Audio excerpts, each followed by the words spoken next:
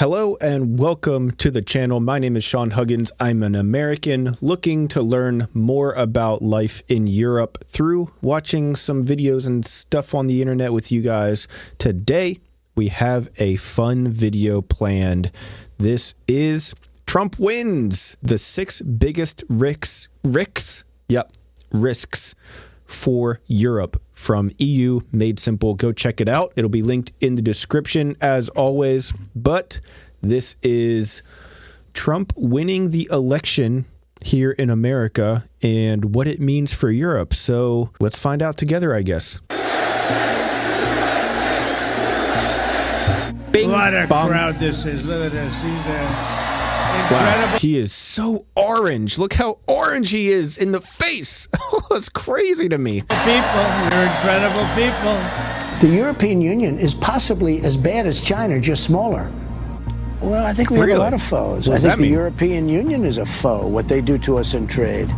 Now, you wouldn't think of the European Union, but they're a foe. But our allies have taken advantage of us more so than our enemies. One of the presidents of a big country stood up and said, well, sir, if we don't pay and we're attacked by Russia, will you protect us? I said, no, I would not protect you. In fact, I would encourage them to do whatever the hell they want. You got to pay. You got to pay your bills.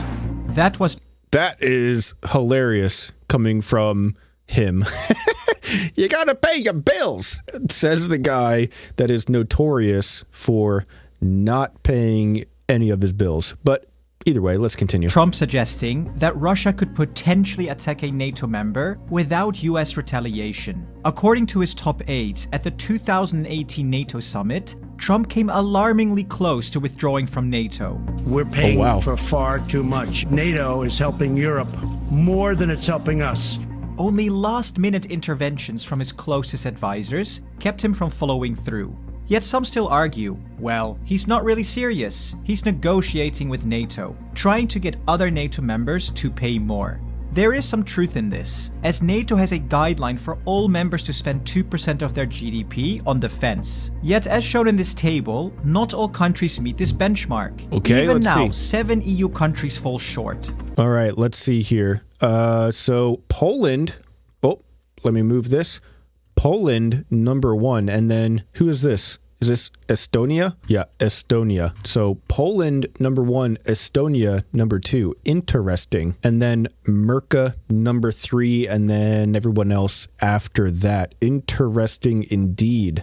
So we got a lot of countries here not hitting that 2% mark. Does that make them an enemy? I don't know. So surely once all members commit 2% of their GDP to defense, Trump will recommit to NATO, right? Not so fast. Even if all countries meet this target, the US remains by far the largest spender in NATO. And according to John Bolton, Trump's national security advisor at the time, Trump's goal here is not to strengthen NATO, it's to lay the groundwork to get out. It would be a catastrophic mistake for the United States to drop out of NATO. But Donald Trump doesn't see it that way, nor do many of his close advisors. Great mustache. Because they don't fundamentally understand what an alliance is all about. They view our alliance as we're defending these countries, and they're not paying for it. And since we're just doing this out of the goodness of our hearts anyway, who needs these alliances? This is deeply ingrained in Trump. Trump is not the first US president to voice frustration over Europe's perceived shortcomings, but he is the first to openly threaten a departure from NATO because of it. Legally, however, Trump cannot make this decision alone. In 2023, US Congress passed a bill requiring congressional approval for any US withdrawal from NATO. That said, Trump could still choose to disengage from NATO without formally withdrawing. For example, he could propose that NATO members not meeting the 2% spending target lose protection, though this may violate NATO's mutual defense clause. Or he could withdraw most US forces, creating a dormant NATO with minimal support. Or he could adopt a pay-for-protection model, where Europe relies on the US mainly for nuclear defense, allowing partial US withdrawal.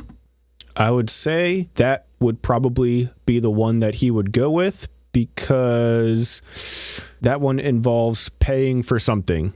And as you know, he has the best business deals. Literally, nobody's seen business deals like he does. He has the best. A lot of smart people tell me he has the best business deals there are. So that sounds to me like what he would probably go with, because that would mean people are paying him, you know? Though Trump hasn't officially supported these ideas, his rocky relationship with NATO suggests less US leadership in Europe's key military alliance. Is the EU ready to fill this gap? Not quite. A recent study shows that even though Europe has 1.9 million soldiers, they would only be able to field 300,000 in a conflict. Whoa. Definitely not enough against That's Russia's crazy. 1.1 million active troops and 1.5 million reserves.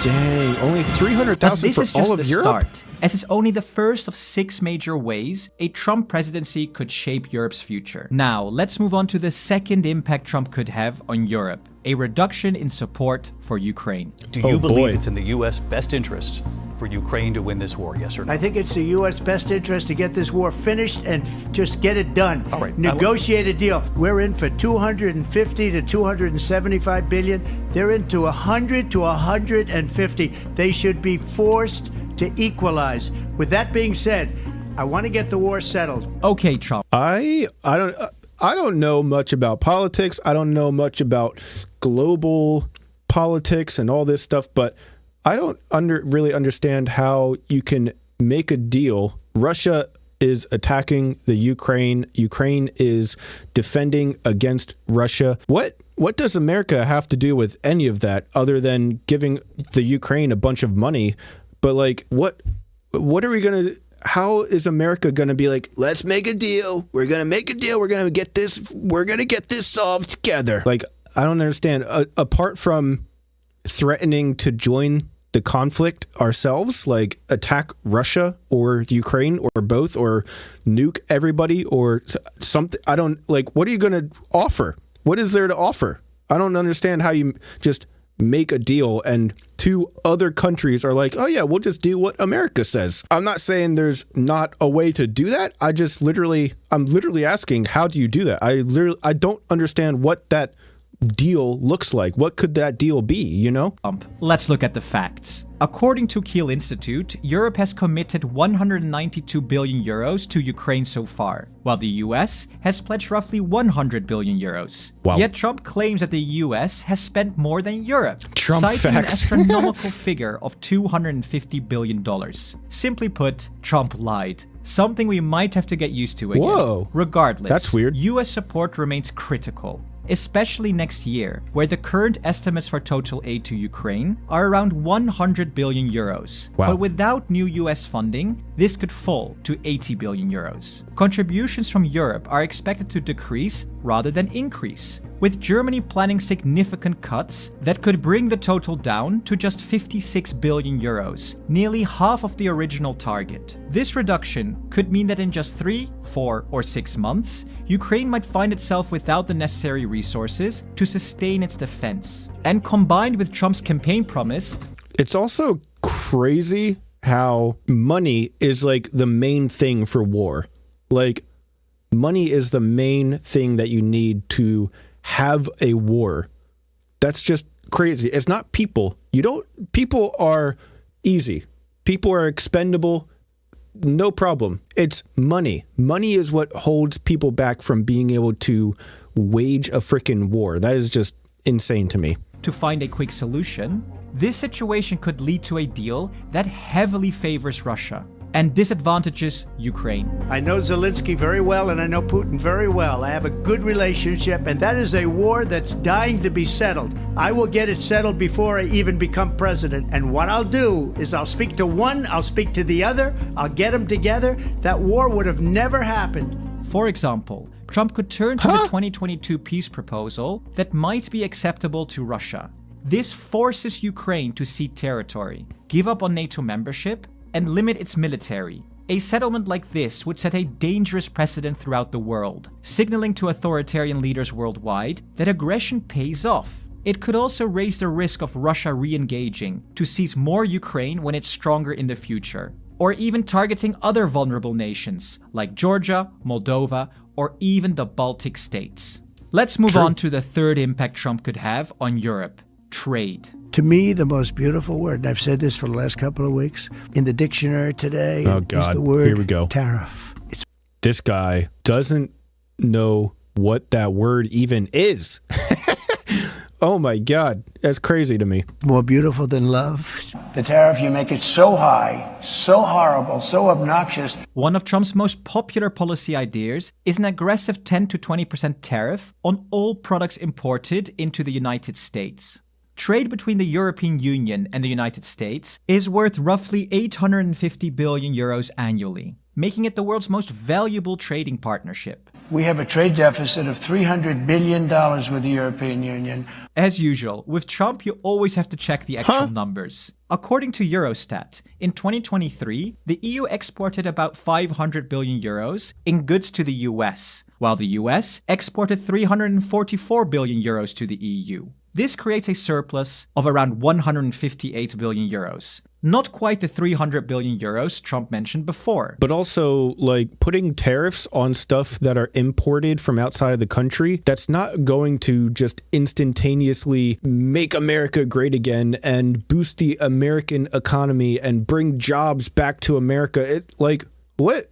That's just not how it works. Still, though, the EU exports significantly more to the US than it imports, and the proposed tariffs could lead to a steep drop in EU exports to the US. Of course. And if we take a closer look at EU exports to the US, Deutschland! It seems that Germany just can't catch a break. Already dealing with a sluggish economy, Germany's manufacturing sector is highly dependent on US exports. The EU has set up a Trump task force to prepare for possible US election fallout. On tariffs, they're very clear. We will hit back fast and we will hit back hard. The plan is to apply enough economic pressure to push Trump into quick negotiations, with some officials hopeful he'd be open to talks, especially on countering China together. It's unlikely to be that simple, though. Economists warn that Trump's tariffs will hurt Eurozone growth, adding to Europe's growing list of challenges. With China and the US both crucial trade partners, even a favorable US deal might backfire if it involves countering China, as this would once again hurt major exporters like Germany, who also have deep ties in Chinese markets.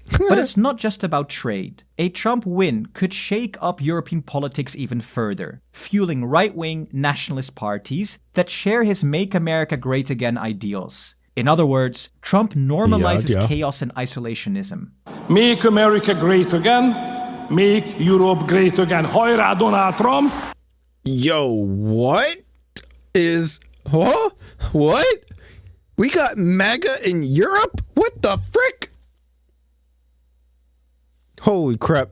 My mind is blown right now. Who is this guy and where is he from? This is crazy to me. Who is this guy? The Hungarian leader isn't alone here. Trump's appeal stretches across Europe, with leaders like Germany's Björn Höcke, the Dutch Geert Wilders, France's Marine Le Pen, and Italy's Giorgia Meloni seeing him as somewhat of a modern role model. And the European citizens think so too. Just look at the European Parliament elections. In 2014, before Trump's first term... Well, I know German right wing has been creeping up fast. Only 48 seats went to far-right populists. In 2024, that number surged to 109 seats. And this is with a smaller parliament. And if you include the conservative ECR group, that rises to 187 seats to 118 back in 2014. And right-wing populist parties have already joined coalition governments in 7 EU countries, echoing Trump's nationalist, anti-immigrant, anti-EU, and for most, with the exception of Meloni in Italy, anti-Ukraine stances. Well, hold on now. Did he say anti-EU? So the parties in these countries that are far right are anti-European Union. So they would rather go back to not being in the European Union, like Brexit, for example. They would rather not be in the European Union. Interesting. Very interesting. In fact, their policies are often illiberal too, aiming to control the media, courts, and central banks. Oh, nice. A Trump win would likely boost these parties further and normalize their positions. The AfD, Well, guess what? This video is a couple of weeks old. I got news for you. He won. Example, could gain even more ground in next year's German elections, and Le Pen might even clinch the French presidency on her 4th try in 2026. Now, let's move on to the 5th impact Trump could have on Europe, a threat to democracy. We did great in 2016. Of course. A lot of people don't know. We did much better in 2020. We won. We did win. It was a rigged election. I'm going to be a dictator for one day. I love you. Get out. You got to get out and vote. In 4 years, you don't have to vote again. We'll have it fixed so good you're not going to have to vote. The United States is one of the world's old... Oh, boy. I sure am glad that I am living in America. Totally not scary times at all. Anyways. Democracies. It was founded in 1776, and when George Washington, the first US president, peacefully handed over power to John Adams in 1797, it was a groundbreaking moment. Most power transfers in history had involved violence, but the US set an example that inspired Europe, which later formed one of the world's most stable democratic unions. Today, however, this legacy is under threat. Trump's language around elections, his claims of fraud, and even talks of dictatorship weaken the foundations of democracy, not only in the US, but globally. Not to mention attempting a coup. I mean, that's a pretty big threat to democracy. Trying to overthrow the government that did not elect you in order to take power, that is a pretty big threat to democracy. Let's take a look at the 2023 Democracy Index, which measures areas like electoral process, civil liberties, government functioning, political participation, and political culture. So let's look at a map and see how countries do. Dark green marks full democracies, light green indicates flawed democracies, yellow shows hybrid regimes, and orange to red represent authoritarian regimes. Wow, okay, so we got Canada, we got the Scandinavian countries, and we got Australia and New Zealand. They are the only full-on, full frontal democracies, the most democratic places you could be. And then a couple random places. We got Ireland, a couple places in Europe, and it looks like that's it for the full-on, full frontal democracies. And then everybody else is a little bit, at least a little bit less full-on democratic. What really stood out to me is the almost even split between authoritarian regimes and democracies. As for the EU, it still appears stable, but a Trump presidency could put that stability at risk. And this brings us to the final impact of a Trump presidency on Europe. It forces Europe to take matters into its own hands. Take the pandemic, for example. Faced with a shared challenge, almost like a common enemy, EU countries quickly agreed to a historic $750 billion joint borrowing plan, something previously unheard of. A similar scenario could unfold with Trump. Some EU countries favor Eurobonds to raise funds to finance Ukraine and defense, though Germany and the Netherlands oppose it. Supporters hope that a second Trump term might push these nations, just like the pandemic did, towards shared financial responsibility. On trade, Trump's return could really drive the EU toward a more protectionist stance, something France has been pushing for years. In the end, having a perceived common enemy often drives change in the EU, even with its very divided nations and opinions. A combative Trump presidency might even force treaty changes and limiting the veto power that often slows EU decisions. For those wanting a more united, integrated EU, a Trump presidency could actually be a major catalyst for deeper integration. So, is Europe ready for Trump? Likely not. But it needs to be, and soon. Regardless of whether Harris or Trump wins, the EU must move toward greater independence from powerful allies like the US. A Kamala Harris presidency would undoubtedly be friendlier to Europe and more aligned with EU goals. R.I.P. Understand why the European allies and our NATO allies are so thankful that you are no longer president. Ooh, and that we damn. understand the importance of the greatest military alliance the world has ever known, which is NATO. However, a Trump presidency might drive the EU in an unexpected direction, this accelerating weirdo. integration and prompting more decisive action. Pushing his way to the front. Something the EU is dearly missing in today's format. If you enjoyed this video, don't forget to like and subscribe. Wow. Oh, all right. Well, don't forget to like and subscribe definitely subscribe to the channel. It would be very much appreciated. I want to see if I can get to 1,000 subscribers. So like I said, definitely subscribe to the channel. It helps out a lot, helps out with the algorithm and all that stuff. Also, leave a comment down below. What do you think of Trump winning the American presidential election? I'm curious what you guys have to say about it. That's all the time that I have for today, though. So thank you guys so much for being here, and I'll see you guys next time. Peace.